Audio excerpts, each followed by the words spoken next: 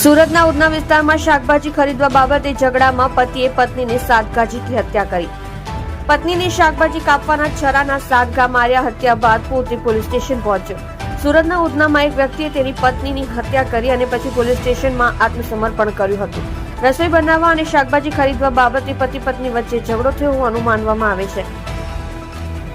Udhna Laxminarayan industrial વિસ્તારમાં રહેતો અકલેશ ઉર્ફે અલકુ ભુરિયા, જે ત્યાં એક નિર્માણાધીન બિલ્ડિંગમાં મજૂરી કામ કરતો હતો, તેની પત્ની કાલીબેન શાકભાજી ખરીદવા ન જતા અલ્લુએ તેની સાથે ઝઘડો કર્યો હતો. ત્યાર પછી શનિવારે બપોરે અકલેશે તેની પત્નીને ભોજન બનાવવાનું કહ્યું હતું, પરંતુ તેની પત્નીએ રસોઈ ન કરી અને બંને વચ્ચે ફરી ઝઘડો થયો હતો. ગુસ્સામાં અલકુ ભુરિયાએ શાકભાજી કાપવાની છરી વડે પત્નીના પેટમાં સાતઘા માર્યા હતા, જેના કારણે તેની પત્નીનું ઘટના સ્થળે જ મોત નીપજ્યું હતું. હત્યા બાદ અલકુ પોતે ઉધના પોલીસ સ્ટેશન જઈને આત્મસમર્પણ કર્યું હતું. પોલીસે હત્યાનો ગુનો નોંધી અકલેશ ઉર્ફે અલકુ ભુરિયાની ધરપકડ કરી છે. મૃતક મહિલાને 2 પુત્રીઓ પણ છે.